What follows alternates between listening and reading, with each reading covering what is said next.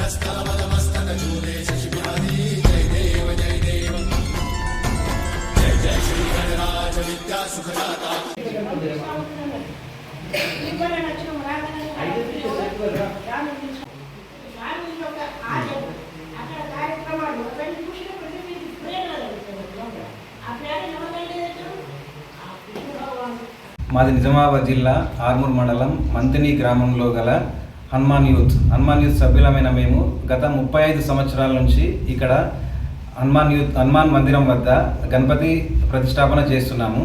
గత 12 సంవత్సరాల నుంచి పర్యావరణ పరిరక్షణలో భాగంగా మట్టి గణపతిని బేస్ తీసుకొని మట్టి గణపతి ప్రతి సంవత్సరం ప్రతిష్టాపించడం జరిగింది. మా యూత్ సభ్యుల కోరిక మేరకు మేమందరం అనుకొని ఈ సంవత్సరం 2025 ఈ సంవత్సరం మేము కర్ర గణపతిని ప్రతిష్టాపించాలని సంకల్పించి మేమందరం ఒక నిర్ణయం తీసుకొని ఈ సంవత్సరం కర్ర గణపతిని ప్రతిష్టాపించడం జరిగింది. ఇక్కడ దీనిలో భాగంగా ప్రతిరోజు మార్నింగ్ ఈవినింగ్ పూజా కార్యక్రమాలు మరియు ప్రతిరోజు సత్రం, మిగతా పూజా కార్యక్రమాలు, కుంకుమార్చనలు 9 days అన్నీ చేయాలని సంకల్పించినాము. దానికి సహకరించిన గ్రామ ప్రజలు, దాతలు అందరూ మాకు ఎప్పుడూ వెన్నుదన్నుగా ఉన్నారు. మాకు అజ్ఞాత భక్తులు కూడా ఉన్నారు. వాళ్ళందరి సహకారంతో ఈ స్థాయిలో మేము ఇంత కార్యక్రమాలు చేయాలని సంకల్పించినాము. మా హనుమాన్ యూత్ ఆధ్వర్యంలో గత 12 సంవత్సరాలుగా ప్రతి సంవత్సరం పర్యావరణానికి ఏ విధమైన హాని చేయకుండా మట్టి వినాయకుడిని ప్రతిష్ఠిస్తున్నాం. వింత పోకళ్లకు, డీజే చెప్పులకు దూరంగా ఈ సంవత్సరం భజన మండలితో, భక్తులతో కర్ర గణపతిని ప్రతిష్ఠించుకున్నాం. దీనికి మేము స్ఫూర్తి పొందింది ఎక్కడి నుంచి అంటే పాలాజీ గణపతి నుండి మరియు డొంకేశ్వర్ గణపతి నుండి. వారి స్ఫూర్తితో మేము కూడా మా మంతిని గ్రామంలో శాశ్వతంగా వినాయకుడు మాతోనే ఉండాలని ఒక కోరికతో మేము కర్ర గణపతిని ప్రతిష్ఠించుకోవడం జరిగింది. దీనికి చాలామంది భక్తులు తమ పేరు చెప్పకుండా కూడా మాకు విరాళాలు అందించడం జరిగింది. వారికి ప్రత్యేకంగా మా యూత్ సభ్యులందరి తరపున కూడా ప్రత్యేకమైన ధన్యవాదాలు. టేక్ కట్టే మరియు అలా ఇరవై రకం ఒకటి ఉంటుందట. అది మొత్తం అఖండంతోనే చేసినాం. ఇలా ఎలాంటి కల్తీ కానీ ఏది మిక్స్ చేయలేదు. మొత్తం ప్యూర్ టేక్ కట్టే. ఈ కట్టే వచ్చేసి కాస్ట్ 1,80,000 అయింది మాకు ఖర్చు. దీన్ని మా యూనిట్ వాళ్ళు పెట్టుకున్నాము. మరియు గ్రామ ప్రజలు కూడా సహకరించారు, మా ఆడగడ్డ వాళ్ళు కూడా సహకరించారు.